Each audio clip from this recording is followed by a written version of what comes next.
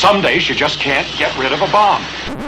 Hello and welcome to the Warp Shelf. I'm Frank Duran. I'm Deshaun Vasquez. And today we're talking about there's a bomb. There's a bomb in the building, guys. Get back. Get back. No, I'm just kidding. There's a bomb at the box office. We're talking about great movies that, I'm talking movies that should stand on at least a hot top 100 or a top 150 list of best movies ever made, but they blew up at the box office in a bad way. Yeah. They just a nothing. List of good to great films that just got creamed at the box office. Now, obviously, the main point of this list is to show you that box office numbers don't always mean a good movie. They really don't. The interesting thing about box office being touted as such an important thing for movies didn't really come about until maybe the late 90s, mid 2000s. Because then it's all about the box office. It's about the money, baby. Yeah, it was always a thing, but it wasn't put into the public ether of just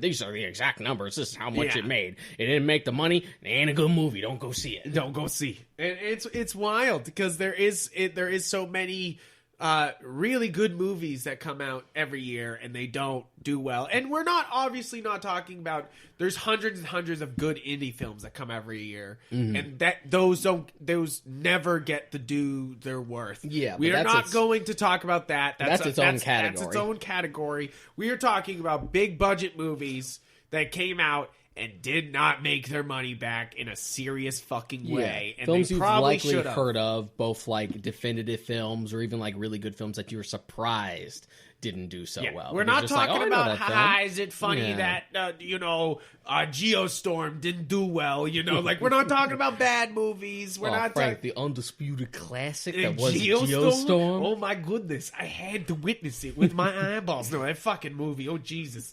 It's did you think 2012 was bad? Let me give you worse. Is Geostorm also Roland Emmerich? I think so. I just Gerard Butler. That's all he does. You just hey, he's got it. He figured it out. Disaster movies. Go for it.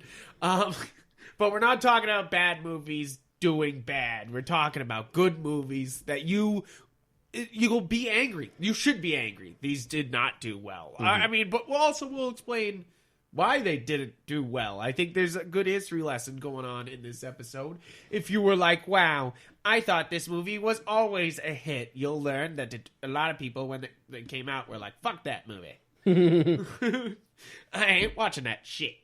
So, first up on this list here, Deshaun, and he's done all the research here goes to Deshaun. I give him all the credit for this episode. He researched all was these. Very flattering. But the funny thing is, just because this is alphabetical, the first one we're talking about is one you had me add last minute. It's Annihilation.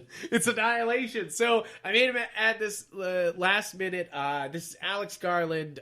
This is Natalie Portman. This is Oscar Isaac. This is I actually saw this one in theaters, so I was one of those small numbers. I helped this movie probably not fail as much as it was going to. It was definitely something on my radar because I did go see Ex Machina in theaters, and I like Alex Garland. Yeah. He's written a bunch of novels. He wrote The Beach. He wrote 28 Days Later, and now he's been writing and directing lately. Nice. And I wanted to see that based on I've liked all his work up until now. I forget what might have been coming out around the same time that maybe I prioritized instead of that, because it is a movie I would have gone to see in theaters. I just can't remember what came out. Me and my wife went and saw it, and we really liked it. We liked that it was kind of high sci-fi, it didn't give you all the answers. It was a good alien abduction kind of story. It was worth it, and I really enjoyed it, and I really was surprised that this is one of those movies that didn't do well because it's got such great names attached to it, and the critics were raving about it. I really enjoyed it. And I'll say it right here. This was a good movie. This was a great movie, and it's super strange it didn't get the recognition it should have. This is only 2018. This isn't even that far out. We're going to be talking about movies farther out than this. I'm thinking, because I can't really remember, but I'm thinking there was probably some big blockbuster that came out around the same time and then just kind of took all its... some Marvel movie, probably. That's what I'm thinking. but it really comes down to that this was a really good movie, and for sci-fi fans, you will enjoy it. Like, there's no question in my mind that most sci-fi fans will enjoy Annihilation, and no I'll one's take your ever word touches for it. it. You know, like. Believe me, I don't doubt it.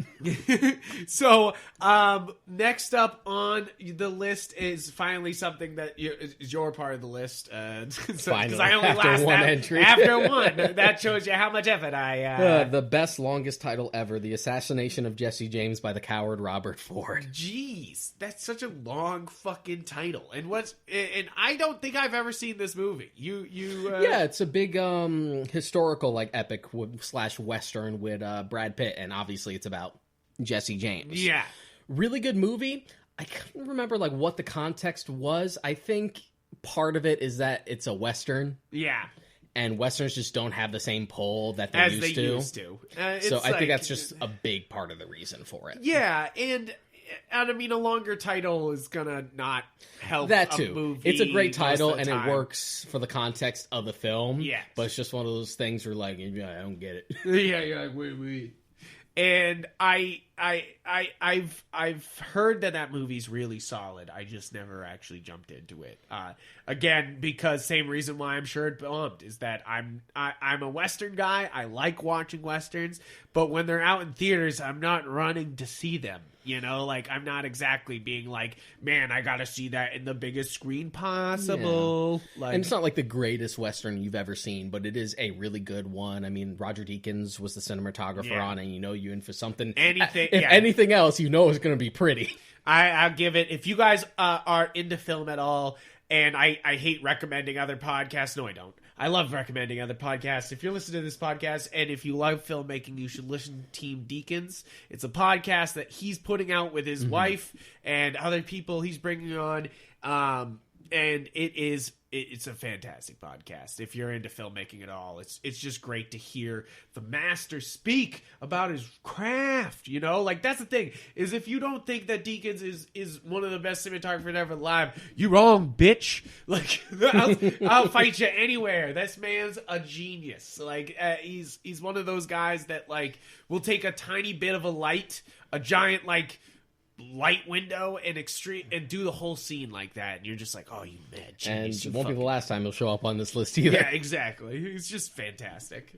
But the next one, I would say, maybe not near and dear to our hearts, but it is something that's always been like a warm favorite to me, or everyone we went to college with, is The Big Lebowski. Yeah, and I think that's the way most people feel about it, is either you're obsessed with The Big Lebowski or you understand it's a great movie.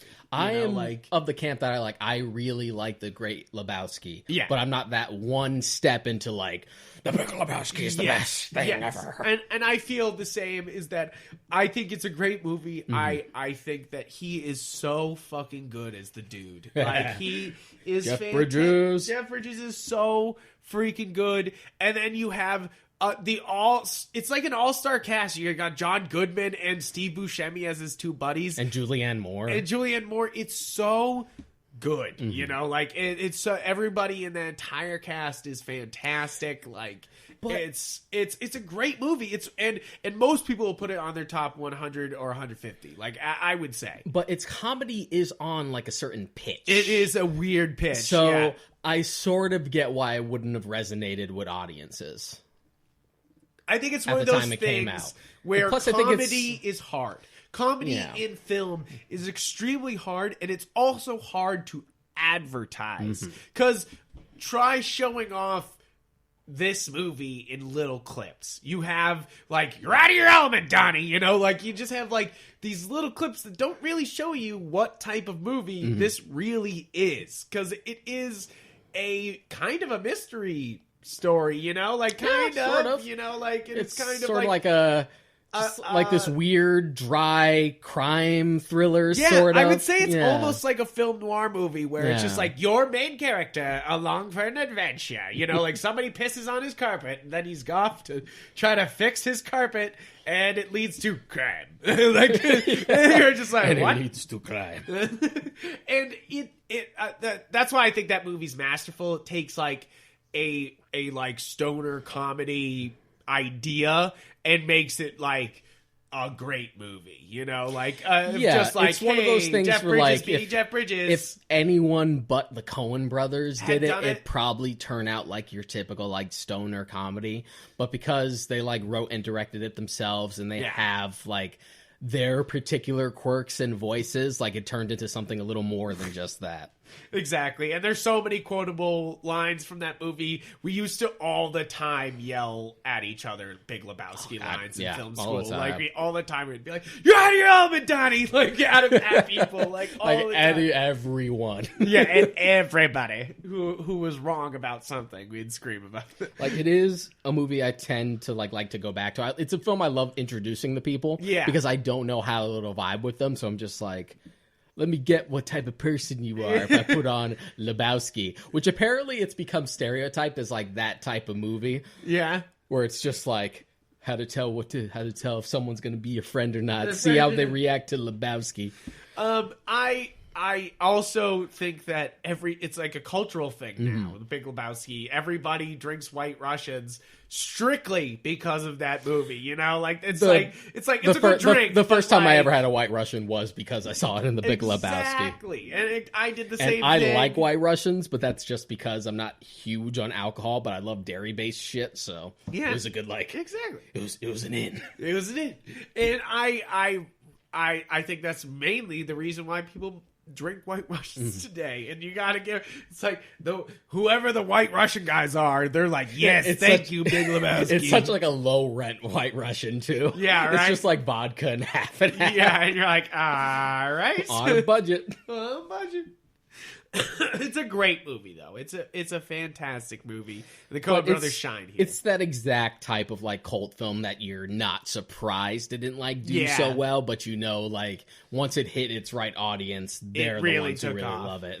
And I know for sure it's made so much money off of merchandise. Yeah, I think there's also literally like a Lebowski fest that happens every year where everyone dresses up as the dude. And usually like actors from the movie try to like show up to it like once and again. Like I know Jeff Bridges showed up a few times. I know locally the Coolidge Corner Theater does a showing and everyone dresses up and you know like drinks White Russians and shit like that. It's ridiculous. I miss the Coolidge. Yeah, right, exactly. And with Corona, it's like, come on, just give me the Coolidge. Tell you what, this will get you to go to the movies more. Oh yeah, no, absolutely. I feel like it's so stupid, but like I can't wait to go to the movies. And like as much as I did go to the movies before, it's like I literally can't wait. Like the Majestic near me is about to open and I'm kind of like all these movie theaters like being closed for so long just reminds me of you just like not seeing Joker in theaters. I know. Going to see Solo instead of Infinity War. I'm just like, ain't gonna happen now. No, it ain't gonna happen now. It's like and then, you know how good you have it. And I know this sounds like a weird tangent, but like I think that's the number one thing about coronavirus is it makes people grateful for the things that they got that were taken away from us by this, you know? Like, it's like, I am literally going to go to so many more movies now because I just want to do that, you know? Like, I want that social experience with people. I want that, like, that's what I craved during this. It's like, it's fun to watch all these movies at home. It's cool to see these releases that you'll never see in theaters because they came out here. But like, at the same time, it's like, I would have loved to see The King of Staten Island in a theater. I would have gone. Yeah, with a bunch of Bostonians. I still will go. I will still, if the Majestic opens up, I hope they have The King of Staten Island and all these other movies that were trying to come out, you know, and I'll go see them. I just want Wonder Woman to come out, man. Yeah, I mean, that's never happening. I just want Wonder Woman. I want Godzilla vs. Kong, too. That's never happening either, man. God. It's over. Godzilla vs. Kong just keeps going. It's like going the way of the Avatar sequels. I know. It's just keeps pushing they back. It just again and again. I'm just like, I just want to see the lizard punch the monkey, Frank. Why is this so hard? Can a man get his fix? It's really true. They just keep pushing it back. You're like, please no. Man. Please no. But, okay, moving on to other movies that bomb. Blade Runner and Blade Runner 2049 because they both bombed. All right. Well, I mean, I feel like this one's a weirdly obvious one why it bombed. You know, like, as much as it, at the time, you think it, now, looking back at it, you're like, but it had Harrison Ford and Ridley Scott. Like, what great people. But like, it also came out 2 weeks after E.T. yes. Which you're like, and do you know how long E.T. was running at the box office Even for? beyond that. Like, that was a huge run. Like, people used to have huge, giant runs, you know, Oh man, can you imagine a month?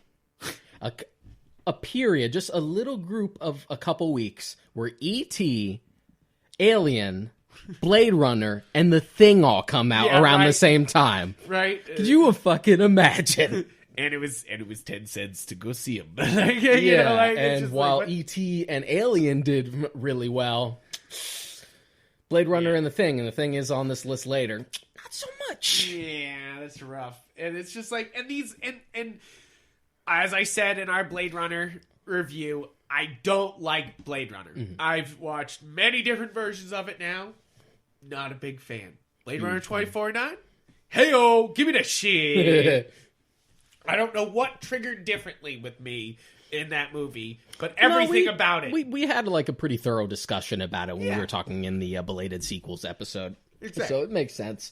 And with Blade Runner, and by extension The Thing, but we'll talk about The Thing later. Yeah. I think it was just a matter of, I'm not going to be snobby and say he was too sophisticated for audiences back then.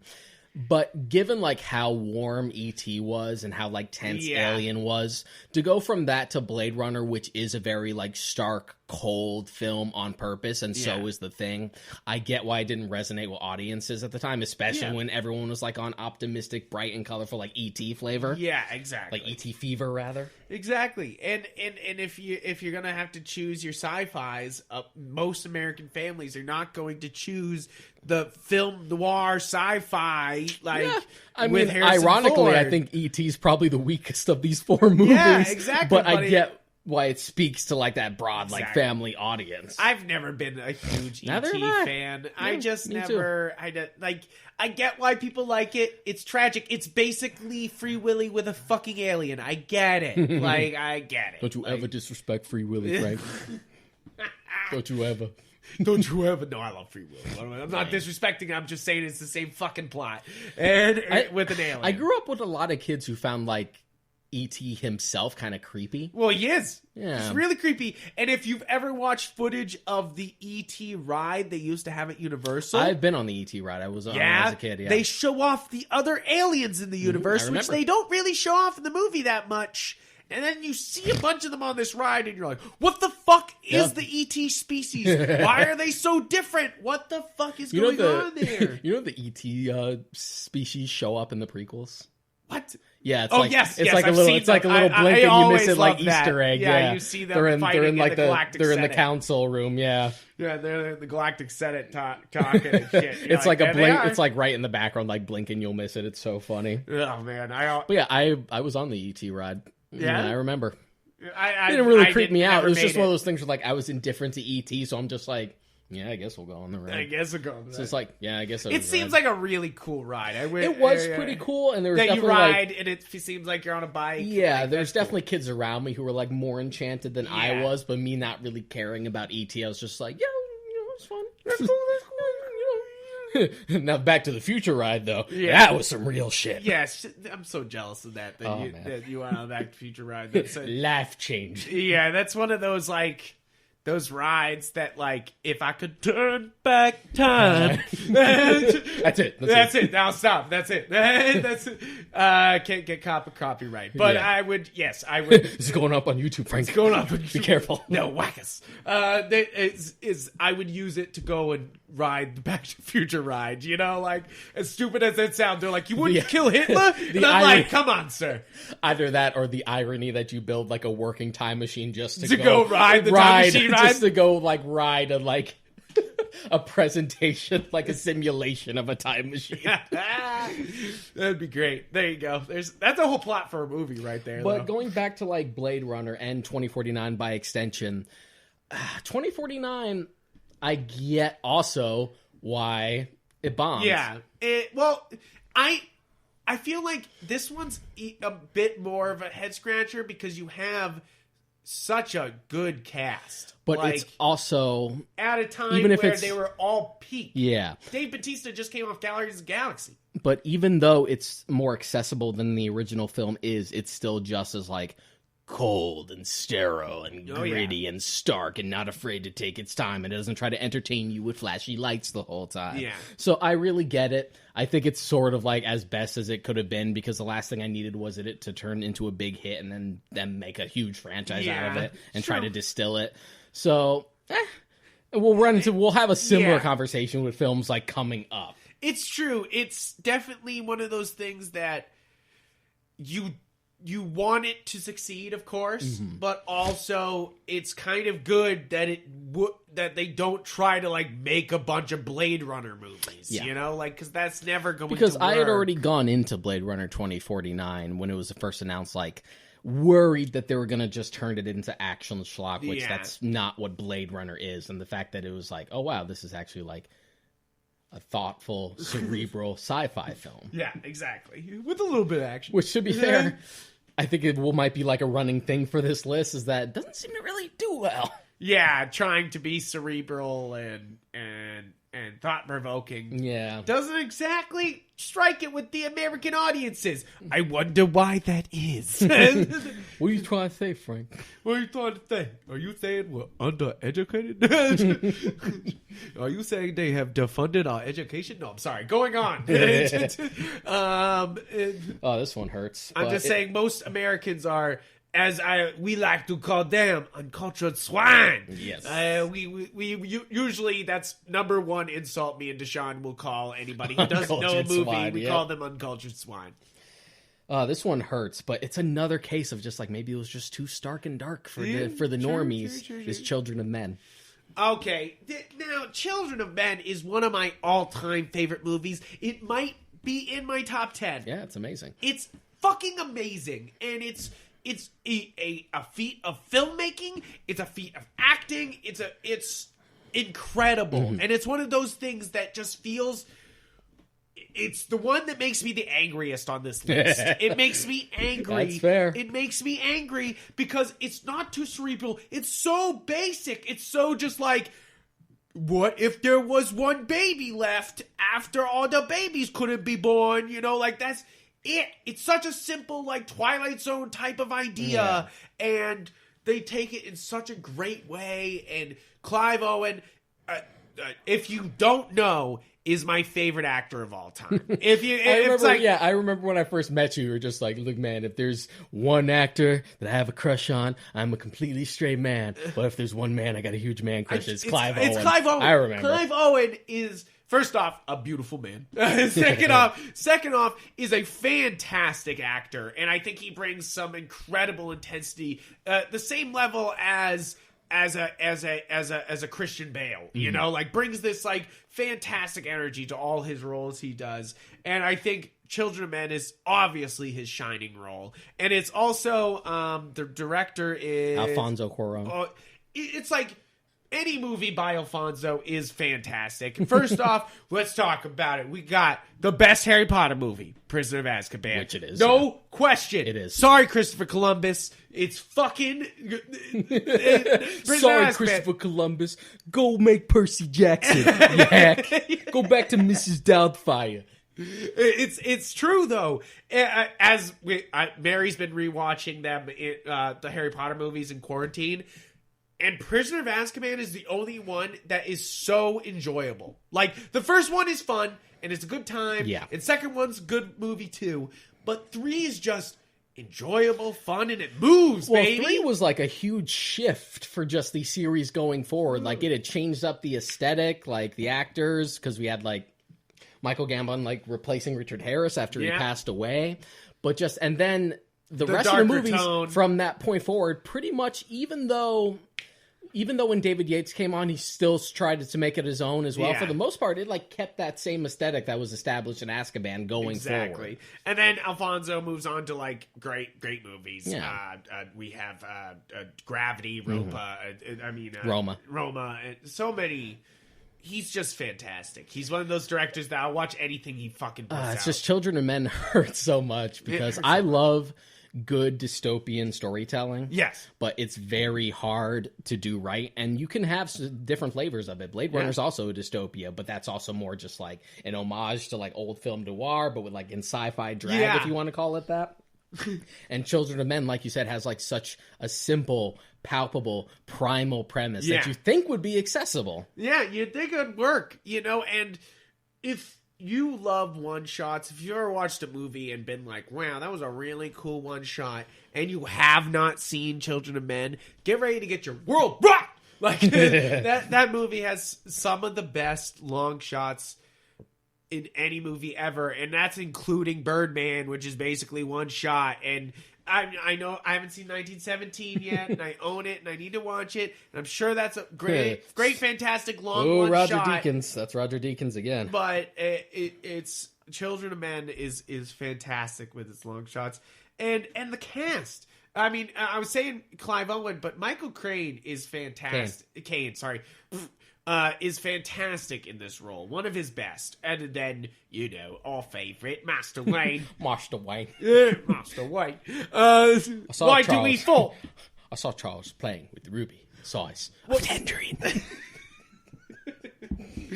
My favorite line recently was, what's the point of all those push-ups if you can't lift this log? If you can't lift up a bloody log. Sorry. There's if you want to watch like an excellent YouTube channel, there's a YouTube channel called Lessons from the Screenplay, and he did an episode that was basically like Logan versus Children of Men. Not necessarily about which film is better, but how they actually have more parallels than you would think. Yeah. And just like it's how these are like great examples of like dystopian storytelling. Great video. Love that channel. Super good. That's interesting. That's a good comparison. Yeah, because when you think about it, you're just like, there it is. It is very close. Yeah. It's very close. And Logan did really well. It didn't do super well, but it did well. I still think Children of Men is far better. That's an interesting point to make, because this reminds me of a conversation we had with Eddie. Yeah? With Eddie McCabe. We had him on a guest once for the show. I'm saying that at the Our audience. only You guest. and I both know. Our only guest. Our only guest ever. But he had brought up a similar situation like that for Joker, where he says it's a shame that you sort of need that pop culture icon to elevate that story. to sell what should be a deeper movie that should stand on its own. Like you Taxi think about a Driver film, or King of New York. And you think about King of Comedy, sorry. And you think about Logan as a similar thing like that with Children of Men, where one does well and the other doesn't. And you could take out like the whole X-Men aspect of Logan and it would still be a good movie. Yeah. But would it have done well? Yeah, exactly. Probably not. Yeah, you that's know, a shame. even with Hugh Jackman attached, you know, and I think Children of Men is proof of that. Clive Owen, that was his big stride, you know, at the time. That was still he was hitting a lot of big movies at the time, and that still didn't elevate this. It's kind of a shame that Clive Owen's career hasn't necessarily like gone away, but he doesn't have like the name same recognition. the same demand that he used to, like It's in true. like the early mid 2000s. It's just kind of gone now. Yeah, I just maybe he can't do the action films anymore as much. Yeah, as he he's used definitely to, gotten up you there. know, like. But I think he's got the acting chops, and there's no question about it. So of like, course. I just want more. But moving on to something that'll make me less angry. I mean, maybe it will, maybe it won't.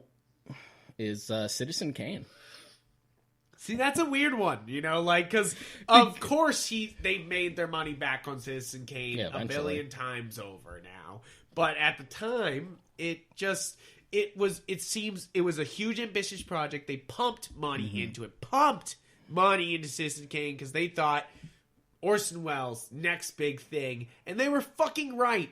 But at the time, the audience didn't buy it, you know, like just didn't go see it. Because again, how do you advertise that movie? You know, like it's another thing where it's sometimes hard to advertise an epic of sorts, and that's what Citizen Kane is. It's an epic. It covers an entire man's life. But how do you advertise a movie that's about a fictional man's life that no one's ever heard of, other than lying? You know, like I think back to like back when Drive was advertised. Yeah, it was advertised as more just like, you know, an action movie, like a transporter type thing, and then while it turned out to be a much better movie Yeah. than that, I did run into people, especially when we were in school, of just like they kind of felt cheated because that's what they expected and Which that's what is they wanted. stupid. But instead, they got Like, something much better.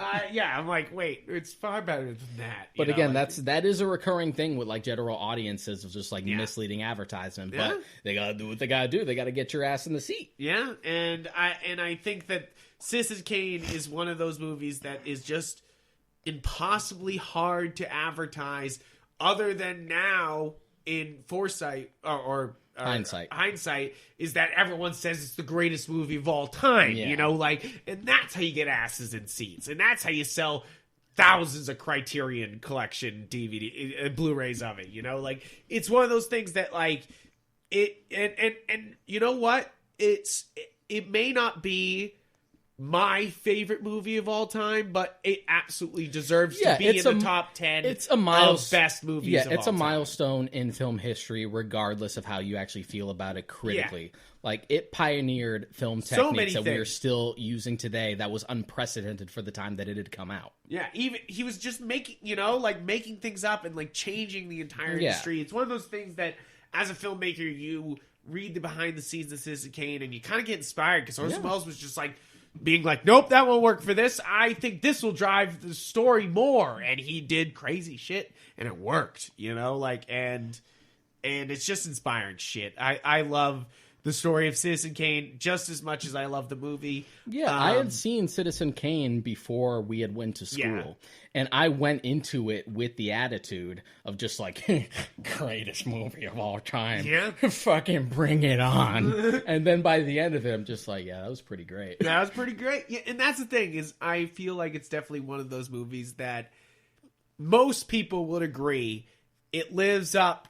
It either almost does or lives up to the hype of one of the best movies ever made. Like, it is absolutely without question. It still plays. It still plays. Yeah. And almost even more in our, like in our modern world. It is, like, does feel a little more topical. it feels a little topical. And I think that it's, first off, not only is Orson Welles fantastic as a director here, he's fantastic as our main character. Like, he does such a good job. And sure, you can meme it to death with the clapping scene, but I do love that. he is so good. I mean, that actual clapping scene is like really well done. it because almost it's so, wrenches your heart. It's so, oh man, it's so forced and so stark, and you're just Yeah. like, oh, it's so uncomfortable. It's so good, and I love that movie. It's definitely one of those movies that I try to show to as many people who haven't seen it. It's one of those things that we were talking about uncultured swine. Citizen Kane is one of those things that makes you an uncultured swine if you haven't seen it. If you have been to film school and you have not seen it, you're wrong.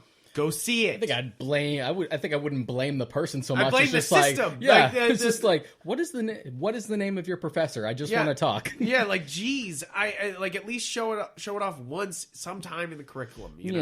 I wouldn't expect like a lot of people I know who are filthy normies to really like know about Citizen Kane, but anyone who remotely thinks of themselves even as a slight film buff should watch it. Should watch it. Yeah. Absolutely, I agree. It's one of those things that I think it's a great movie, but it's also a cultural touchstone. Like, and you should have seen if you haven't seen this movie by now, guys. If you're listening to this podcast right now, watch Citizen Kane. Put the time Finish this aside. first. Finish this first. Finish this episode, and then you're gonna come up with a whole list of these guys that you've missed, and you're gonna watch them, because most of these movies on this list you deserve as Believe a me, person they could use- as a person who lives on this planet to see these movies. Yeah. I feel like that's so stupid to say, but as a passionate guy who loves movies, these are movies that you need to see to be a functioning dude on this planet, like to do it up, like to be like, hey, I took in the cultural experience of being a human. This is one of those movies that is in that list of being like, if we were trying to communicate with aliens and we loaded up a satellite, I wouldn't be surprised if we put fucking Citizen Kane in there, like instead of Space Jam or whatever the fuck we sent out. Space Jam specifically. It might be a good example of what I we guess. can produce. How we can unite. how people and cartoons can come together for a basketball game. I mean, it also shows off that, cartoons are pretty epic. They do also go up against aliens, so it might teach the aliens might that be. we will not be fucked with. Yes, exactly. It's a warning. Bring your bullshit to the court and see how that goes.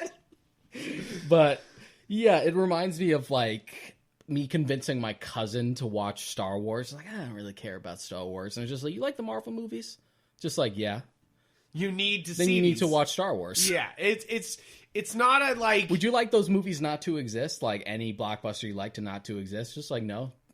Star Wars. Yeah, exactly. If you're talking about the modern blockbuster, you got to watch that. Like, that just makes sense.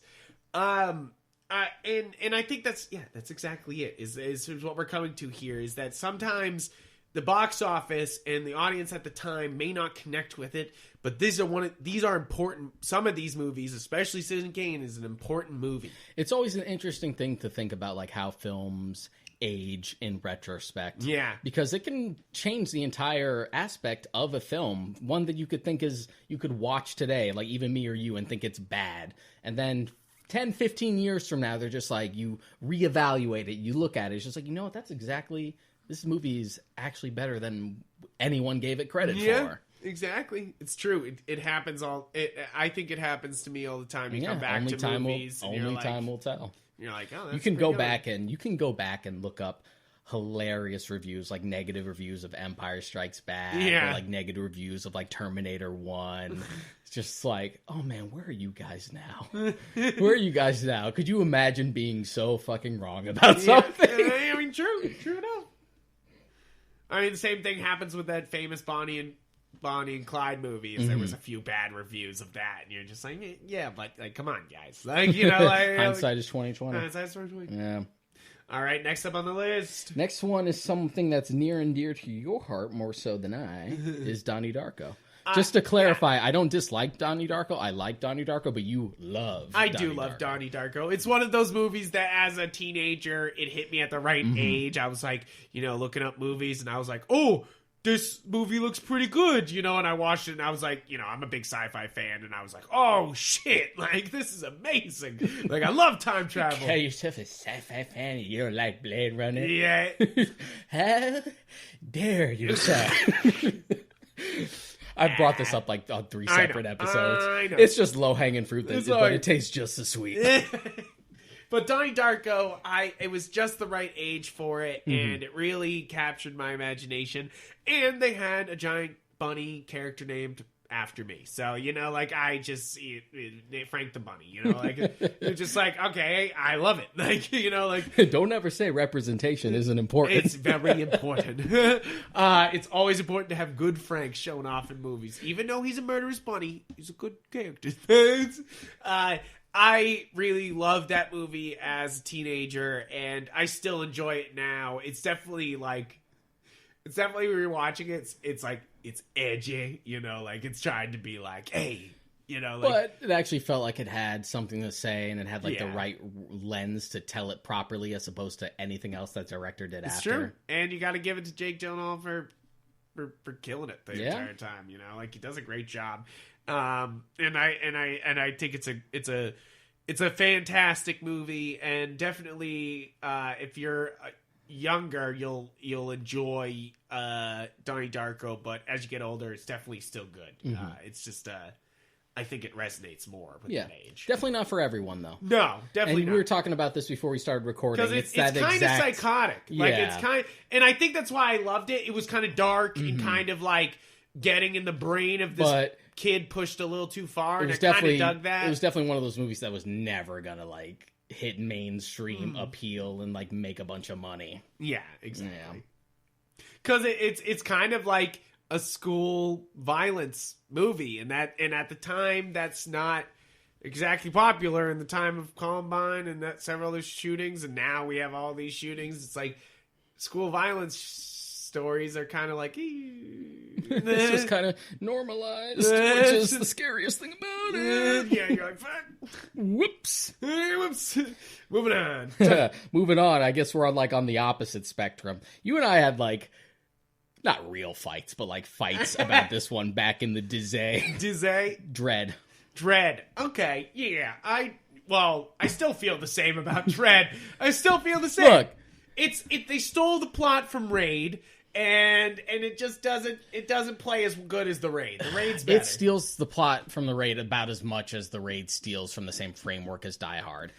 And plus, I told you that it went into production before the Raid did. I know. I had proved you wrong. But then Raid does it better. If that's it, then that, Raid and does there's better. also a history of films that just tend to be coincidentally similar throughout film history. This went on for so long. Yes. Of just like, yeah, I've seen Dredd. I've seen The Raid. I love them both. They're different movies. I am not so we're talking obviously about the Dredd remake. We're not talking about Sylvester Stallone one, because that actual one did well. That one's one of those classic, which is Sylvester funny because Stallone it's really fucking bad hits. Yeah, but back in the day, Yeah. any Sylvester Stallone movie that came out, people were like, "Yup," especially a sci-fi, they were there for it. Yeah. It's just one of those things where it's just such a funny coincidence. But again, it's not like Raid cornered the market on action film that takes place in one building. This movie's such a fucking ripoff of Die Hard. Yeah, I guess so, but at the same time, it's the difference because Die Hard, he's fighting all over the building. Dredd and the Raid both do the working up to the top, which to be fair is the same plot as Snowpiercer. Is the same plot. There's lots of movies that they're all stuck in the same spot and they're trying to get to the top. It's a very video game plot. But Old Boy does it. The similarities between those two are sheer coincidence. Yeah, it's true. It's not really a case of one ripping off the other, especially since one is based on pre-existing source material that the other isn't. True. I think that Dredd is cool. It has some cool moments. Yeah, it's just but a cool. I think if you're gonna talk a movie that actually propels itself to one that greatness, actually pushes the medium. But I equate it to the same comparison that I remember John Suarez made back in the day, where we had asked him what he thought about Don John. You remember Don John? Oh yeah, Don John. Fun movie. Scarlett I remember him Johansson saying, and Joseph Gordon-Levitt. Yeah, I remember asking him what he thought about it, and I think this was when we were actually before we were about to record Crisis. Yeah. And he was just yeah, I like Don John fine, but then I saw Shame right afterwards, and then I was just whoa, those are whoa. I mean, those are both movies about sexual addiction to a degree, but those different handling of the subject matter, and that's to a much lesser degree how I feel about The Raid and Dredd. It's one's pushing the medium as one of the best action films out there, especially and Shame is definitely pushing the medium on being uncomfortable. But Dredd is just a fun, gritty, super kind of comic book movie on same par of RoboCop, and it kind of gave me similar feelings. Vibes, yeah. Yeah. True. I can still like both without being it did rip up the other ones, and I can't like this one because I like this one already. I know. For me, it's that I was head over heels about Raid, and I still am. I still think it's one of the best movies ever made. It is incredible. It's one of the most ferocious action movies I've ever seen, and it's definitely on par for best action films of this decade. Yes, right up, I would think so. Probably right up there with the John Wick films, and definitely Mad Max Fury Road. Yeah, I would say so. I would absolutely say so. And that's probably why I don't like Dredd as much. That was always my thing. It was just The Raid is a great movie that pushes the medium, and Dredd is just a fun movie. Relax, Frank. But it's it just turned into a cause for you. It's just no, no, it's give me the Raid. No. That's definitely one that I need on Blu-ray. If there's one that I need to add to the Warp shelf over here, I need to get the fucking Raid. Mm-hmm. But that's not what we're talking about here. We're talking about Dredd. I'm sorry. But, and it just sucks because I give it to Carl Urban. He does a good job here. And to be fair, if we're talking about favorite actors, Carl Urban is one of my favorites. Yeah. And actually, respect to the man for never taking that helmet off, because it's actually part of the comic that he never takes the helmet off. Or when he does, he's in silhouette. The point is, you just don't see his face. Yeah. And the movie was fun, and it was a good starting point that could have turned into a franchise and maybe opened it up a little more instead of taking place in one location. Yeah. Alex Garland wrote it. Really? Yeah, that's crazy. That's wild. It was just a fun, cool movie. I just wanted more. Maybe It's a I'll shame have to it's just rewatch a shame it that it without tanks me so being bad. Yeah. so angry about it. You know, like That was the thing that like started the arguments of just like it could have just been as simple as just like, yeah, it was a good movie, but I've seen a better movie that's done like a similar thing. Yeah. But it turned into like vitriolic for you for no fucking reason. Just like, no, the dread is an insult. Just insult, Dread is an upgrades, insult. legacy. It cast the first stone. Just like, what has this movie done to you, Frank? It's just another movie with a similar framework. I know. Relax, Frank. It's I not know. that big a deal, Frank.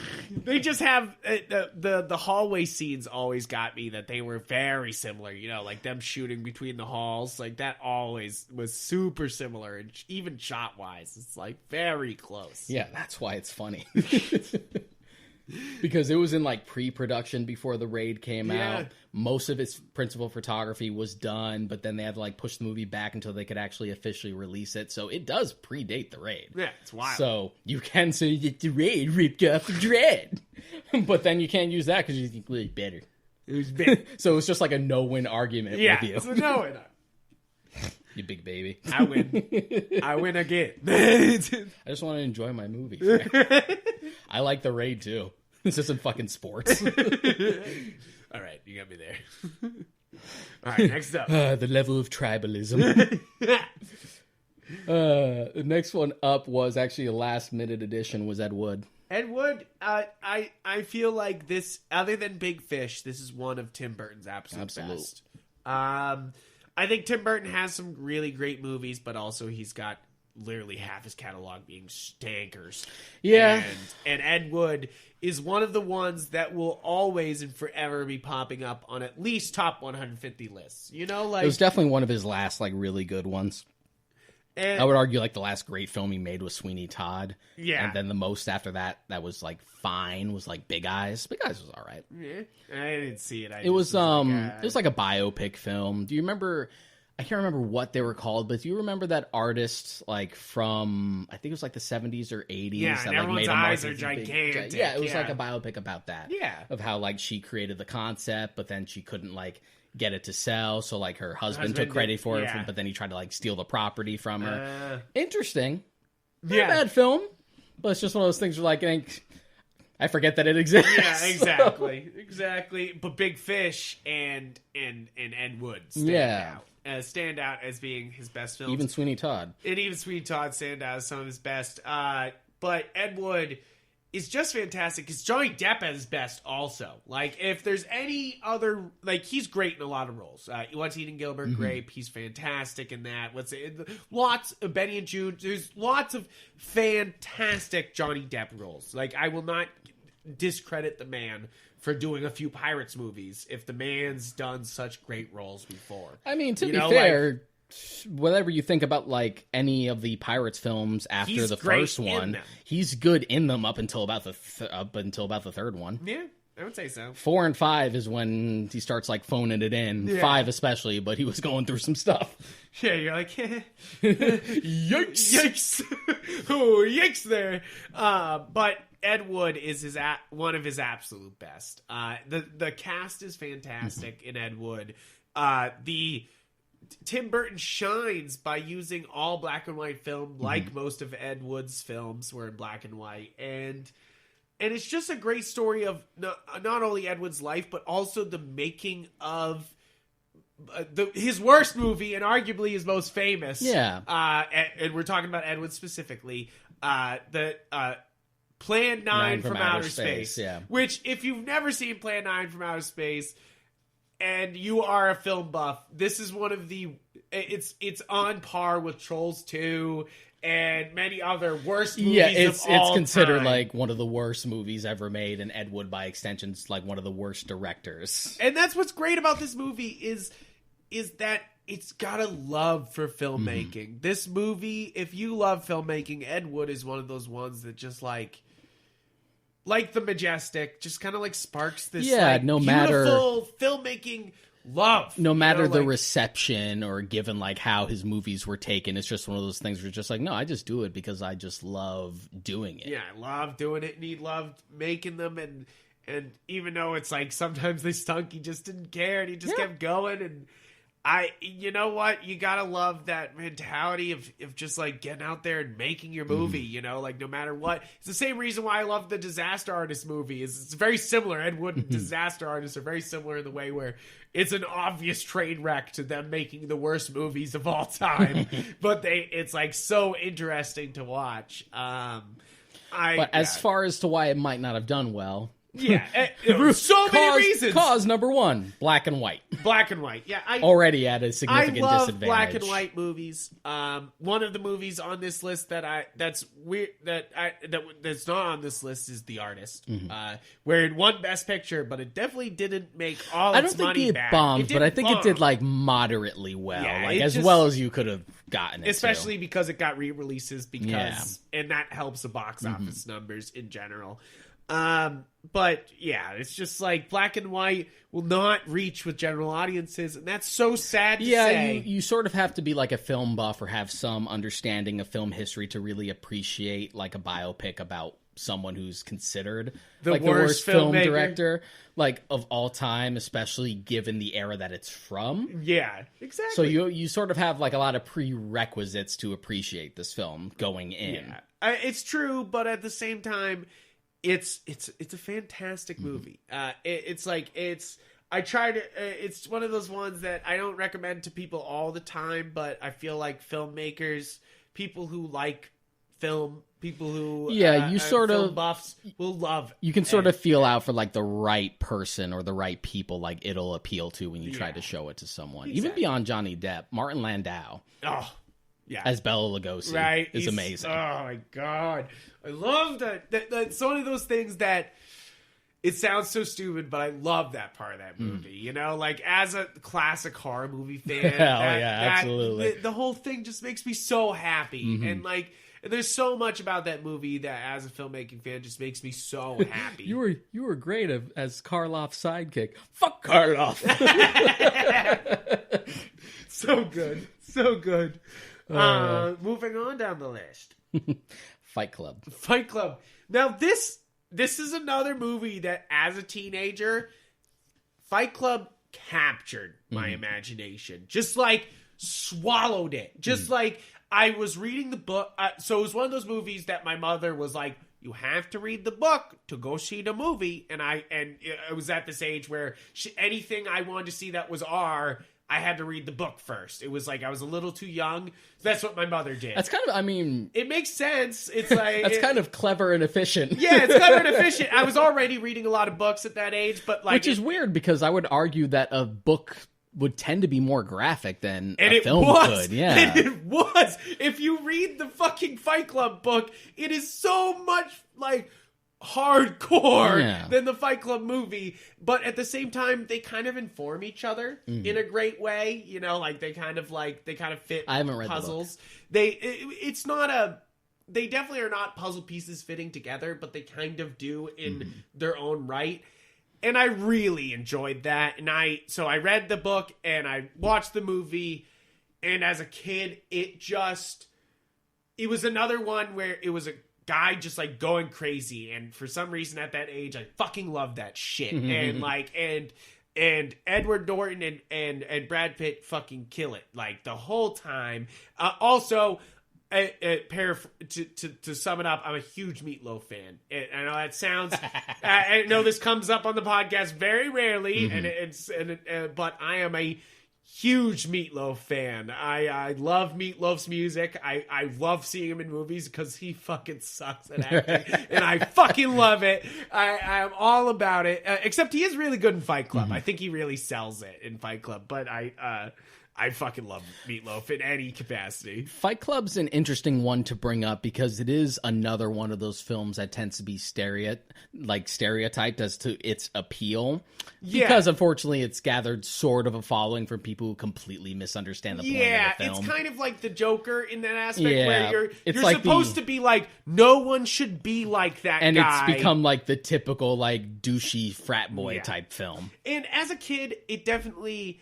I read the book, so I understood what was going on. You know, like that obviously he's cool, but no one wants to be like this fuck. You know, like, and I think that helped me watch the movie and be like, okay, you know, like, even, you know, like I get it. I fully get it, you know, like. But that's sort of like inevitable with a project like this. People also bring up Joker. People also bring up Rick and Morty to an extent. Where it's like, these are bad characters and you're supposed to not emulate them. Outside of your control. You can't.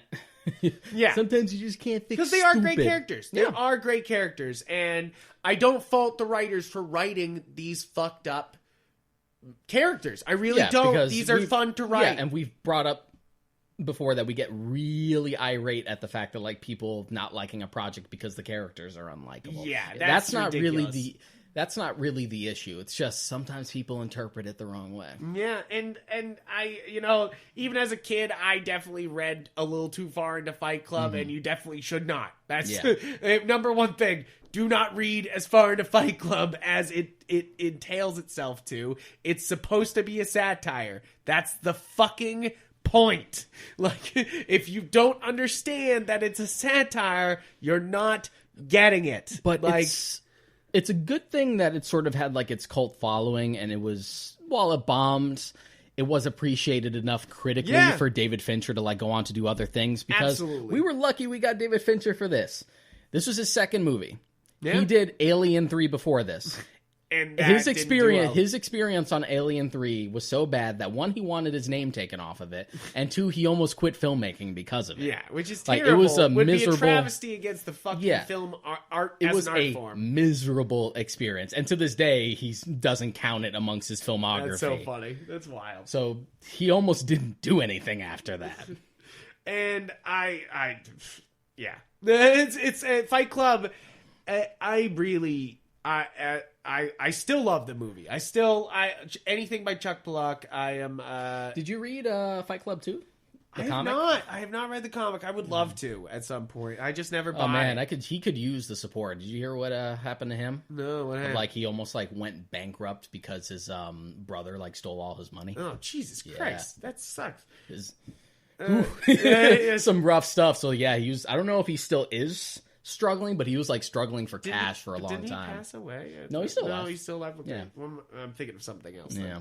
I love his writing. I think it's great. I think he's a very smart guy, and I think that's the reason why Fight Club always endures as a great movie. It's a very smart movie, and sure, people read it wrong, but it's an extremely smart and one of those movies that deserves to be watched more than once. Not just because you find out the twist and you have to go back to rewatch it, but because it's good. There's something deeper being said. It sort of sucks that the film tends to be known by anyone who hasn't seen it just for the twist alone. Yeah. Because it's so steeped in pop culture that most people know it going into it. It's good that the movie is good enough that it still has its own experience of you appreciating it, even knowing the twist going in. And I think that it's one of those movies that adapts a book very well. Like, they change little things, of course, but it's one of those ones where if you read the book and then you watch the movie, you're like, fuck. They did it, you know, like they did the book, you know, like, and that's not often you get that feeling. And I will always applaud Fight Club for that. But I think you have to give it credit. There's a reason why Fight Club comes into most people's top 100 movies. There's a reason. It's a great fucking movie. Even if the wrong people like it Even a if little the too much. wrong people like it. Moving on. Next. The Iron Giant. Iron Giant. I actually just recently bought the Iron Giant on Blu-ray. I like the Iron Giant a lot. It's a good movie. It's a really good movie. It's a good movie. We've said it before. It's a Superman story. Yeah, done well. It gets better with age. Yeah. And it's just one of those things you're just like, yeah, they knew what they were doing. Like, after that, the right people saw it, even though it didn't do well, to be like, Pixar was like, come here. Come here. Direct something for us. Yeah, exactly. And I think that, and you're talking about Brad Bird, right? Yes, of course.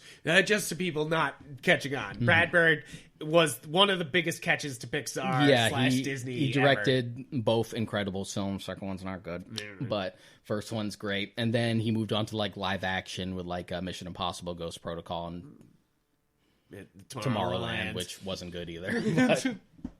You could. I don't like the Mission Impossible movies. I find them super boring, but it's the Ghost Protocol is very technically impressive. Yeah. Yeah. Yeah, exactly. That's pretty much what you want those movies for. It's just like, look at Tom Cruise. Look what he did. Look what he did. He scaled the building. He did it himself. He's a crazy man. He's a crazy man. But yes, Iron Giant is a great animated film, and it's kind of funny because it was one of the last Ambien animated films, correct? No, it wasn't Amblin. I think it was like Warner Brothers. Yeah, And they were trying to make a name for themselves, like in the animation department with stuff like this and like Osmosis Jones. Even though I know that's like a good chunk of that film is live action, but you see what I mean. Exactly. I agree. It's just like, Warner Brothers. There you go. And you're just like... And Brad Bird's all over this too. Screen story and screenplay and directed, fucking good shit. It's a film it hits better as an adult. It's still entertaining as a kid. It's one of those films that I really liked as a kid, but as a kid I couldn't dug it. truly appreciate it until I was older. Of just like how nuanced it actually is and how it actually doesn't speak down to its audience. Yeah, it's nice. Because that movie's pretty critical about American politics. It does take place during the Cold War. Yeah, it's like, hey. And it's super well done. And someone saw the Iron Giant. It was just like, we need Vin Diesel to voice a tree. Yeah, right. Exactly. They were like, he did so good in Iron Giant. Now he's going to be a tree. Now he's going to be a tree. We like him when he... We like it when he voices big creatures and doesn't say much. Don't be mean. I'm not saying Vin Diesel's bad. He's just better when he doesn't say much. He can be. It's just maybe not long lines for Vin Diesel. Very short, concise you watch lines. Any of the Fast and the Furious movies after maybe like the first 4, and he's like sleepwalking through them. Right. He's like full on fucking Harrison Ford. Just here's my check. Yeah, bro. Here's check. I need to pay my mortgage. Let's get this over with. I need that money. All right, next up. This one's a funny one. It's a Wonderful Life. It's a Wonderful Life. It bombed at the box office. It bombed at the box office. That's it was so not sad, a success. Because it's so funny that it's such a big cultural touchstone. It's such a cultural like American thing that It's a Wonderful Life plays at Christmas on a loop. Yeah, all the time. Mostly because it's the reason it does is actually because it bombed. Yeah, it was picked up for so cheap that they were able to just rerun it like that for like nothing at all. And because they were able to do that, that's how it found its success. So it's sort of like a success in failure type story. Yeah, definitely. Yeah. And I mean, that same thing could be said about, we're not talking about TV, but the original Star Trek series is a great series. It's so good, but... And it did well at the time when it was coming out, but the real popularity of the original Star Trek series is syndication. Yeah. It really took off then, and what as the giant fandom as it is now is because of TNG and those reruns. Like absolutely, because they just played them all the time. It's just such a... Same thing with Wonderful Life. They just play it all the time. People love it. It's a good, heartwarming film. It's such a joke that it's overplayed that it's literally like a plot point in the Batman Christmas episode. Right. It's so funny. Just like, we're going to fight crime, we're going to sit down and watch It's a Wonderful Life. And Bruce is just like... I love that episode. I can't believe you brought that up. I love that. Robin. I don't want to watch this cheesy shit. It's such a good episode, though. I remember that episode. Fuck. You give me memories. But yeah, Wonderful Life, it's one of those ones that just kind of baffles. Yeah. How can you not? And it's been like parodied to death. Just like that framework of just like, how would people feel if I died? What would my life be like? It's one of those things that it's like, I don't know. It's like I know The Wizard of Oz did really well, but it's like if that didn't do well, you're kind of like... People rip off this idea of the story in culture all the time. Like all the time. And it's wild that it didn't do well on its original release. And you not like Jimmy Stewart. Yeah, you not like Jimmy Stewart. I love that man. I love his voice. He's like has one of my favorite voices because he just sounds like he's just finishing chewing something every time he talks. Right, he does. He always sounds like he's finishing up something. Like he just started. He was just about to finish. You know what? I'll go to Washington. He was just about to finish the catering before they rolled the cameras. He was like, "All right, I'm not quite done yet. Yeah, not quite finished." eating.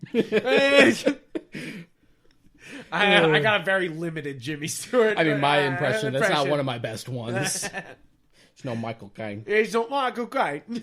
But next one up, we can sort of not necessarily breeze over, but we don't have to go too in deep because we got a whole episode about it with Scott Pilgrim. Yes. I of course, check out the episode. We go deep into everything Scott Pilgrim. Comic, movie, game. So check it out. But the movie is one of those things that I wish I had seen in theaters. Oh, I did. I hadn't seen it in theaters, and I love that movie. I love that movie, and I wish I saw it in theaters. And I'm sure that's the same feeling everyone has when they see that movie. It's being like, oh, everyone shit. I've told it, every time I've shown it to someone, that sure is what they say. Yeah, it does sort of give me a little bit of a superiority complex. It's just like, I saw it. I saw it. Yeah, it was a double date. I mentioned this on the episode, but it was a double date.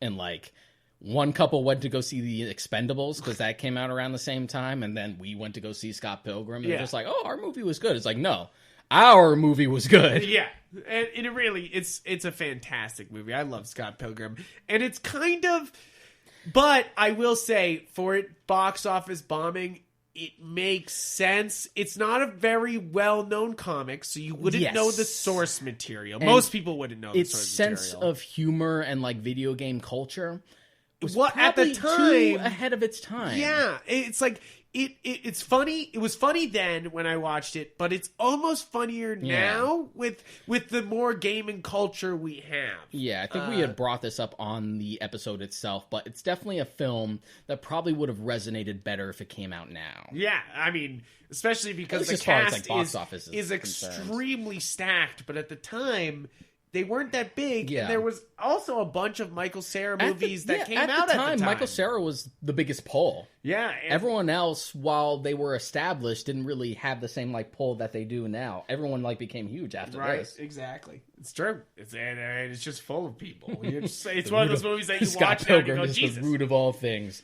Yeah, a movie would be way too expensive with More that like cast now. Edgar Wright is the root of all things. That's true. If we have to be fair.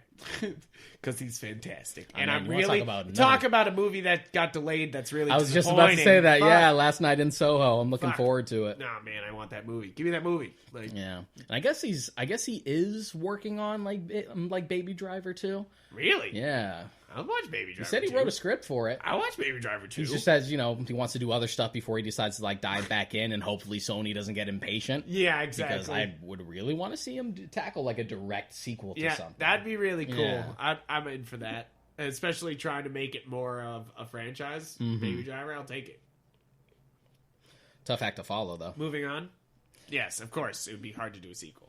The Shawshank Redemption. Again, this is another movie on the list that everyone you know is like, Shawshank Redemption is the best movie that ever came out. Isn't it IMDb's number one? It's IMDb's number one. And Yeah. you know what? It's a movie that lives up to the hype. If you've never seen Shawshank Redemption, it's a great movie. It's undeniable. Yeah. It's like you watch it and you're kind of like, at first you're like, greatest movie I've ever seen. Like, When I went to Citizen Kane. Yeah, exactly. I did the same You thing go for in Shawshank because I you go watched in with it. your dukes up, just like Yeah. impress me. Impress me, and it does. Mm-hmm. It constantly does. And it's one of those ones that if it doesn't pull on your heartstrings at some point, it will. Like it's like there's points in it where you're like, that doesn't get me, but there'll be other points where you'll be like, oh, it's got me. Oh man, It's a movie of heart. God, I miss Frank Darabont directing movies. Yeah, exactly. We Yeah, were just saying that earlier. Yeah, he directed The Green Mile. He directed The Mist. He directed The Majestic. Yeah, the man's fucking fantastic. Yeah, it's just like, please direct movies And again. it's like we love directors on this show, and And the fact he's that definitely done, one of the best. The fact that he's done 3 separate Stephen King adaptations and he's Yeah. like knocked it out of the park. Yeah, exactly. It's incredible. It's incredible, and I think The Shawshank Redemption is one of those movies that you'll hear is the greatest ever, and you might not see it because you hear it's the greatest ever. And I'm here to tell you, as somebody who went in skeptic, It's fantastic, and it deserves its list at least in the top 100. You know, Yeah, and it was a movie. Any way you slice it. It was a movie I kind of watched late. Like, I had never seen it over the course of, like, when we were in school. Oh. I hadn't seen it. I remember it specifically. I hadn't seen it until I, like, moved back to my hometown. Okay. And I decided to put it on. And I realized I had seen clips of it here and there Of just course. because it's so iconic. Yeah. But then watching, like, the whole And now thing. it's like I feel like all the other movies we were talking about, like Citizen Kane, it's been memed to fucking death Yeah. and like put everywhere and parodied. And all Yeah, that. Morgan Freeman's, like, quoted all Yeah. the time. Get busy. Get busy living or get busy dying. Dying. Did you ever see the Robot Chicken parody Yep, so with good. Batman and Robin? And they Yeah. actually got Batman and the Joker, and Mark Hamill actually voices the Joker So in it. good. It's ridiculous. It's so- Batman climbed through a river of shit.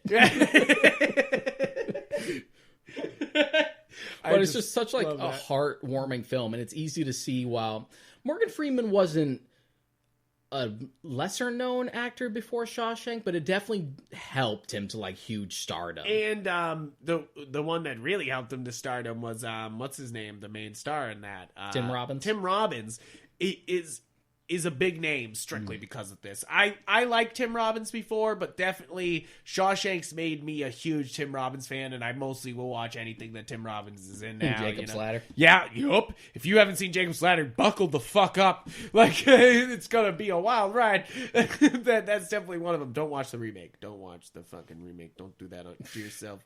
Just watch the original. I heard remake and just like turned away. Yeah, yeah. No, thank Same you. here. Without practical effects, you're like, fuck off. Like one of the great things of Jacob's Ladder is how good of the practical effects are, and you're just gonna be like, yeah, CGI. Like, fuck off. Same thing with the Thing prequel. And then the saddest thing, and we had brought this up in like the like reboots and remakes episode, Yeah, is that they actually did do practical effects for the Thing remake. yeah.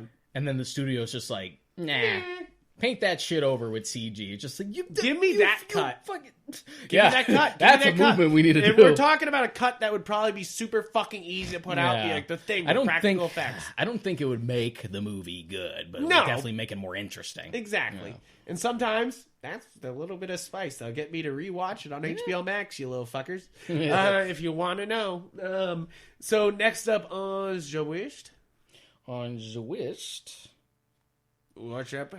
let's see. Oh, we had talked about this too. Steve Jobs. Steve Jobs. We have a whole episode about Steve Jobs. And like comparing and contrasting it to the social So we won't go network. too far Yeah. into this, but this is one of those ones that I understand why it bombed. why Like, it bombed and why I bugged you for so long to Yes. fucking watch it. Exactly. It's I did not like we said in the episode. I wasn't interested. I don't give a shit Yeah. about Steve Jobs. I don't care. But then I saw it and I was like, "Holy crap! This is fantastic. This is a great movie."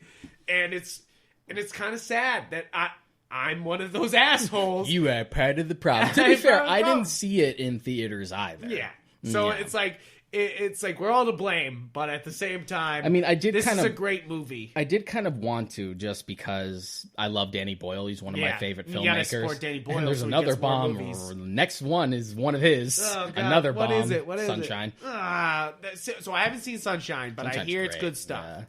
But I kind of see why that one didn't do well either. You know, like it's It's a another weird sci-fi one. Smart sci-fi. Yeah. Can't have that. Can't have that. That don't sell to Americans. Nope. and it definitely. I definitely want to watch that movie, no question. I'm not against watching Sunshine. I just haven't gotten around to I it. just haven't gotten it. But I will. Absolutely. But beyond those two, since I think we summed those two up Yeah, pretty pretty well, I love Sunshine. Yeah, and Steve Jobs, check out the episode.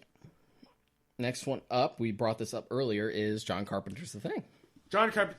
So, if I'm making a top 10 of my favorite or / best movies of all time, The Thing is in The there. Thing- The Thing is up there, and it might be in the top 3. The for Thing me. might be my favorite horror movie. It's my favorite horror but movie. I've brought I it. will say that, but no that question. depends on whether or not you consider Silence of the Lambs a horror movie or a thriller. I think Yeah. it's mostly both, but I kind of lean more towards thriller than horror for it.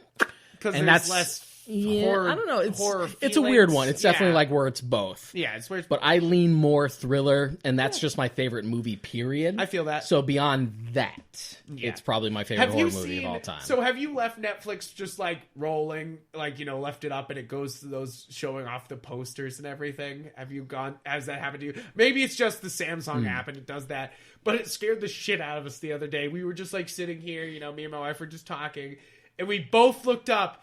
And there's Anthony Hopkins' eyes, all black around it, staring out.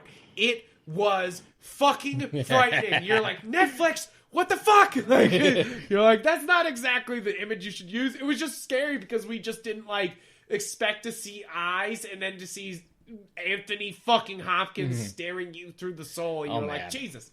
You have no idea. I have the Criterion Collection copy of Silence of the Ooh, nice. Lambs, Ooh, and they nice. did a nice 2K remaster of the original film with supervision from the director of photography. That was one of the first things when I got my new TV Then you that I put on, and I went straight to that screaming of the lamb scene where it just Yeah. gets closer and closer on his face, and you're just like, whoo, oh, the detail. Yeah, you're like, "Huh, don't like that shit." Yeah, I thought I'd bring that up to you. I thought that was pretty fucking funny. It's hilarious. That sort of reminds me of pranks we used to pull in my computer technology shop. Yeah. Where if someone left their computer unattended without locking it, we would put Change some. their We would backgrounds. we would change their backgrounds to something scary. So the moment they move their mouse, they're like, ugh. That's wicked funny. I love it. Yeah. That's great. So next up is This Is Spinal Tap. So, of course, this is Spinal Tap bombs. Yeah. It's just one of those things, it's the cultiest of cult movies. If there's a movie that, when I first started getting into cult movies, that everyone was like, well, you gotta see This Is Spinal Tap, because it's not a very good movie, but it's such a fun, entertaining, unique film that it's undeniable. I would call it a good movie. I just wouldn't call it it's not among the greatest Yeah, of it's all not times. I generally like Rob Reiner's films. Oh, yeah, he's fucking his funny. when he does good stuff. I like Spinal Tap. I like Misery. I like When Harry Met Sally. Yeah. I think Rob Reiner's I really love The good. Princess Bride. So Yep. when he's good, he's really good. He's really good. And I think this is one of them that he's really good at it. It's just, I don't know. It's you're right. It just defines cult. Yeah, it's culty. It's Yeah. culty. And it does, that's the reason why it's big now. But, it's culty. All it takes is to be, a little quirky and make sure it's quotable. Because man, if it's quotable, it goes a long way. Long way. Before we had memes, kids, we would just sit in rooms quoting movies back and forth to each other for years. For years. Anchorman lasted us for centuries. What was there wasn't even Anchorman. I saw that meme on. It was Billy Madison. Billy Madison. Just we had to use Adam Sandler movies to Oh my carry God, us. That's so true, though. It is. It really is. There was kids in my town that literally didn't have personalities. People thought they were funny because they could quote Adam Sandler movies better than other kids. Yeah, before memes, I remember O'Doyle rules. O'Doyle rules. I know, all the time. Town hall. O'Doyle Oh rules. God. But back on topic, we only got a few left. This one's an interesting one because it's one I've always toted as super overlooked and underrated. Yeah. I'm not sure how you feel about it. Is Treasure Planet? I love Treasure Planet. I'm a I've big always fan. loved Treasure Planet because as a kid, this is another one that I read the hell out of Treasure Island. Treasure the Island, book. yeah. I read the hell out of it. Even as a young kid, I had a picture version that had illustrations on one side and it's one of those kids illustrated Treasure Islands. And it was pictures of the adventure on one side and the actual story on the other side. And I remember as a kid, it captured my imagination. And then I, of course, watched Muppet Treasure Island. So I love that fucking movie. That movie's one of the best Muppet movies. No, hands down, no question. And I'm a big Treasure Island fan. So for them to be the idea of just here's sci-fi Treasure Sci-fi Island. steampunk Treasure Island. I've always been there for that movie. It's one of those things that, sure, yes, it's just Treasure Island again, but it's fucking cool. That movie, like, it's it has like a cool, unique aesthetic, and that film's got heart, man. Yeah. I know one of your like easy, just like I'm gonna cry. It's just like Any daddy things? It's just any dad You things. got me. That's a dad movie. Yeah, it is. That's a big dad movie. It's true. It's a good one though. It's damn good. And plus, animation's fantastic. Yeah. If you want to watch a nice restoration, they do have it on Disney Plus. Yeah, they did restore it, and it looks nice. And it was a big passion project. Like Ron Clements and John Musker, who directed The Lion King, yeah. tried to get this movie off the ground for years, and Disney was just like, nah. And then they finally were like, Do fine. this. He was like, nah, do this. Nah. Okay, fine, do it. And you can kind of tell, like, it was a project that meant a lot to them. Yeah. It's gorgeous. It's one of those movies that you just keep looking in the background and you're like, fuck. You know? Like, Also, that's it's not a musical. Yeah, right? Super weird. You know, like It's like, oh, why not? I just feel like a great sense of like adventure aesthetic, and that movie's just got heart. Yeah, exactly. It's definitely one of those ones that, yes, I know why it didn't do well. Like, it's fucking Treasure Island again. You know? Like, I get it. Even beyond that, you can actually do some research and find that like Disney wasn't really on its side from the begin with. Yeah, they kind of like sunk it. They were kind of trying to sink it from the start. That was sort of during the transition where they were thinking of experimenting with like 3D films. Yeah. That's part of the reason why Princess and the Frog was like the last gasp for like traditionally animated. It's true. Which is a shame. And a lot of people blame Treasure Planet as the last 2D animated one for a while because it didn't do well. It's usually between this or Tarzan that people call like the end of like that renaissance. Yeah. And I mean, I think Tarzan's is probably a far better movie, but Treasure Planet is very good. I would say Tarzan is probably the thing that like ends it, that like bookends that renaissance. I lean towards that more. I consider it part of like that because it's still like a oh my god, that's fantastic, you know, like type of thing. Moving on to Tron and Tron Legacy. I mean, we've talked about this quite a bit. We in our sequel episode, Blade Sequels. I'm a huge Tron Legacy fan. The Tron movie, sure, it's fun. Original Tron, good time. The original Tron is super dated, but I've always like had a soft spot for it, just for its like unbounded creativity. Yeah, absolutely. If you look at it in the lens of like the time it came out, you're like, wow, and even that's just crazy. even like the isometric like superimposed effects and stuff like that. It's just so cool. It's so cool.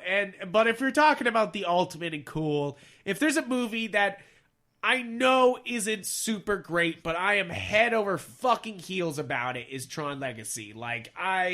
It's one of those same things as the Alien vs. Predator movies. It's like, I know it's not super good, but man, do I fucking love that movie. First one's fun, yeah. Yeah, well, the Alien vs. Predator, yes. But Tron Legacy, is far better than those movies. But like, Tron Legacy is it's got action, it's got visuals, it's the actors are fantastic. It's just, but it's another culty one. It's culty, yeah, and the soundtrack alone, makes it a timeless movie. And the movie is sort of weird and stark and kind of slow. Yeah, so like it's really not too much of a surprise. It's just one of those things where like Tron Legacy bombing wasn't too much of a surprise because Tron's not really a big franchise. It's a cult franchise.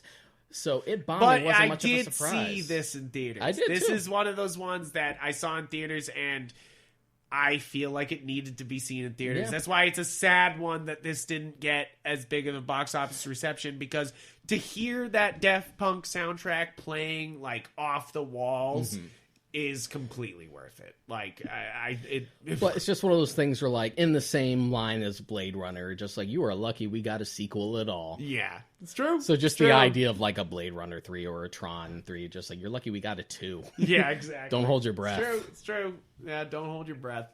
All right, moving on to semi-final one. Semi-final. We talked about this on the remakes episode. Ooh, another remake. Willy Wonka.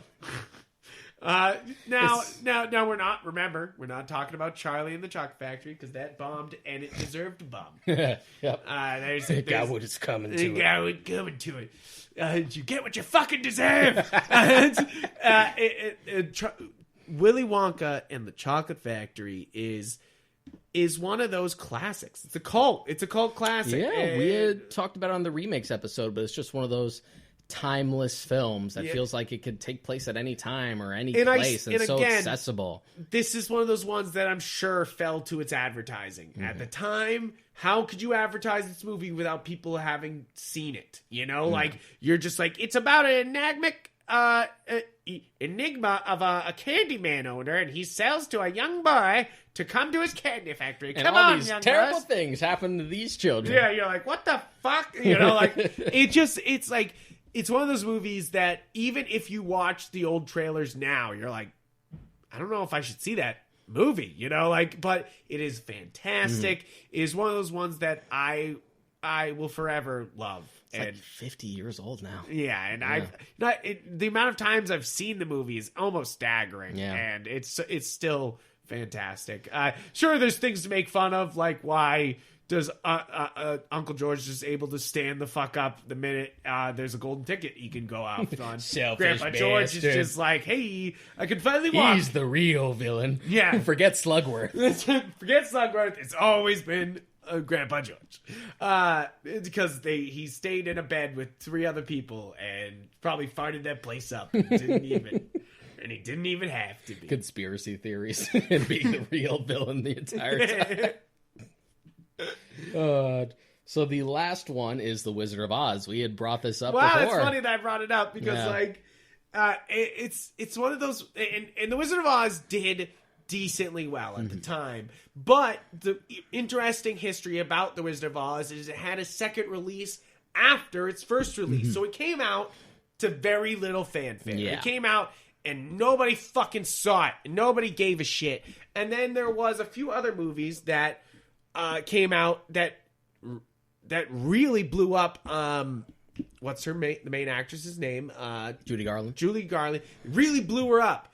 And then they put out Wizard of Oz again.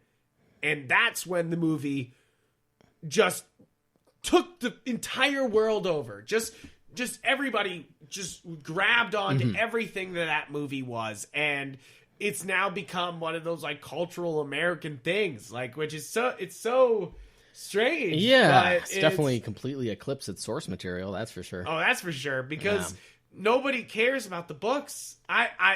This is another series that I've read a lot of these books. And they are nothing like the movies. Like, they're sort of like the movie, but, like, not really. They're just kind of like, they're way darker and fucked up, and you're just kind of like, Jesus Christ, Wizard of Oz. That tends to be the inherent risk of, like, making a loose adaptation of something. But, hey, if you actually get a good movie out of it, then good. It speaks to the argument that faithfulness of the source material does not necessarily equate to a good movie.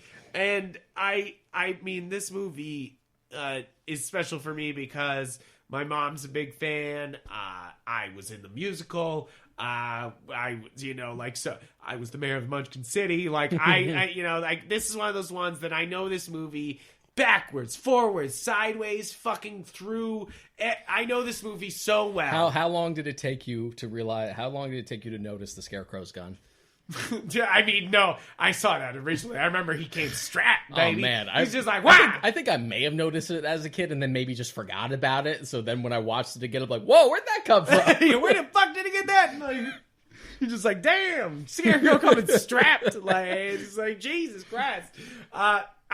It's one of those things that it's funny. Sometimes a second release of a movie can really propel it into its iconography. Yeah, and how often do we even really do that outside of like Academy Awards stuff? No, I think we're gonna have a few of that after coronavirus. We're gonna have some re-releases. They're gonna be like, well, this came out, but come see it in theaters. You know, because it's pretty rare. It tends to only happen for like big ones, just like they re-released The Lion King. They do that for Disney. They did it for Star Wars. All the Toy Stories got re-released. Academy Star Awards Wars is usually a given. Yep. It's not an often. It's because it's expensive. Yeah, it's really expensive to make promotional material and send out new copies of the movie to all these theaters. It also makes sense. Like, if it didn't do well the first time, why would it do well when we put it back in there? Exactly. Yeah. But then you have things like Evil Dead that like did okay because they were small indies, but now they get re-releases and they do like crazy. They do gangbusters, or even stuff like Clerks and Mallrats, which like did super well on home video. Yeah, exactly. But, like, really where it found its audience there. Yeah, and that's not a bad thing. I feel like that can happen to so many things where it just doesn't find its audience, and then it's put on a Netflix, it's put on Blu-ray, and it takes off, and that's not a bad thing, and I feel like Wizard of Oz is one of those things where it was a big thing in the culture, but then once they were playing it on, they were able to syndicate it on TV, that's when it really took off even further. Yeah. Same with Gone with the Wind. Same with It's a Wonderful Life. All these movies found new life when TV came around because they could just play them. And that's why I think all the boomers really love Wizard of Oz. Is that it was more of a TV thing. It was always on there. Same thing with 10 Commandments. I don't think any millennial's ever seen fucking 10 Commandments. I've seen 10 Commandments. I have not, and I owned it. And I didn't watch it. It's 4 hours. I'm going to say this. It's good. It's good. Prince of Egypt is better. That's fucking funny. But basically, we've come to our end of our list here. We've come to these big, great movies that I just didn't do well, and hopefully you guys learned something today. Took in something. It goes to show that box office isn't the important thing. It's not actually an inherent indication of the quality of these movies. Yeah, exactly. It's more it's really what culture looks back on it. And which it's is one interesting. of those things where you should support more than just tentpoles. I know it's obviously kind of hard to do that now. But once things start opening up, try to diversify. The amount of times where people complain that nothing original comes out or nothing fresh and new, it's all tentpoles and superhero movies. It's because you don't go and see the other ones. Stuff. Yeah, you can't complain. And then it doesn't do well, and then you wonder why this stuff only really finds its audience elsewhere after the initial run. Exactly. I feel like this is a great episode to show off one of those flaws of our movie system, is that there are good original movies that you don't have to watch a sequel or a prequel or a remake of. You just need to go see them. You can't just ignore them. You gotta go see them to support these movies so we can keep having these originals. You can't complain about it and then only see what's popular. Exactly. It's a hard, and I know I also fail at it too. I fail at it all the time. But we have to strive for these things so we can get these great movies. We're gonna hold you to it, Frank. When those movie theaters open up, true. You have to be better. I will be. I promise.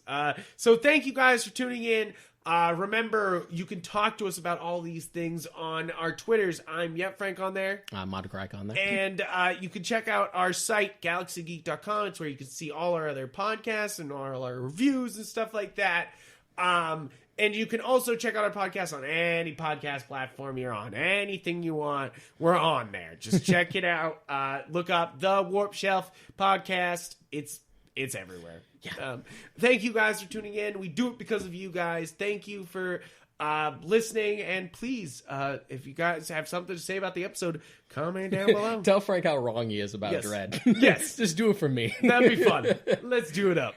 All right. Adios, amigos. Peace.